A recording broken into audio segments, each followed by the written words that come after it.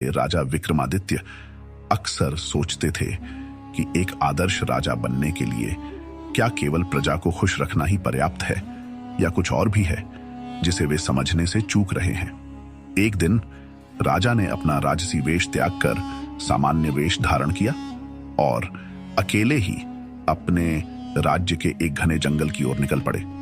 वहां उन्हें एक बूढ़े साधु मिले जो एक वृक्ष के नीचे तपस्या कर रहे थे। साधु की आंखों में दिव्यता और चेहरे पर गहरी शांति थी। राजा ने सोचा कि यह संत उनकी जिज्ञासाओं का उत्तर दे सकते हैं।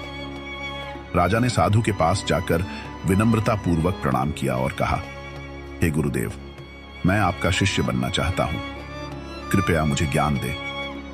साधु ने अपनी आंखें खोली और मुस्कुराते हुए कहा, हे राजन, ज्ञान पाने के लिए पहले यह समझना जरूरी है कि आप किस चीज की तलाश कर रहे हैं।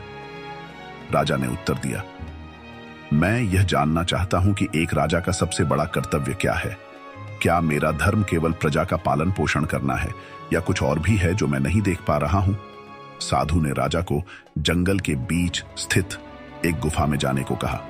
उन्होंने कहा, उस गुफा में तुम्हें एक बहुमूल्य रत्न मिलेगा, लेकिन ध्यान रखना, वह रत्न केवल उसी को प्राप्त होगा जो अपने लोभ और अहंकार पर काबू पा सके। राजा गुफा के अंदर गए और उन्होंने देखा कि वहां चारों ओर चमचमाते रत्न बिखरे हुए हैं, लेकिन जैसे ही उन्होंने एक रत्न उठाने की कोशिश की, रत्न गायब हो गया। हर बार ऐसा ही हुआ। अंततः उन्होंने अपनी आंखें बंद की और अपनी इच्छा को त्यागते हुए केवल अपने कर्तव्य के बारे में सोचना शुरू किया। तभी एक दिव्य रत्न उनके सामने प्रकट हुआ। राजा ने रत्न साधु को सौंपा। साधु मुस्कुराए और कहा, तुमने अपनी पहली परीक्षा पास कर ली, अब दूसरी परीक्षा के लिए तैयार हो जाओ। साधु ने राजा को एक गरीब गांव में भेजा जहां लोग भूख से पीड़ित थे।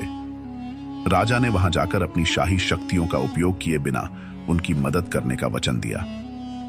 उन्होंने गांव वालों के साथ खेतों में काम किया, पानी लाया और उनकी समस्याओं को समझा।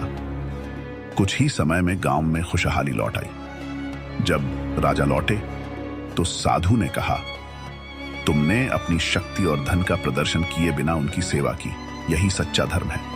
अंत में साधु ने राजा को एक गहरी झील के पास ले जाकर कहा, इस झील में झांको और बताओ कि तुम क्या देखते हो। पहले तो राजा ने केवल अपनी परछाई देखी।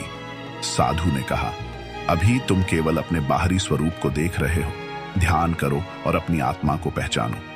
राजा ने ध्यान लगाया और महसूस किया कि उनका सच्चा कर्तव्य अपनी आत्मा को शुद्ध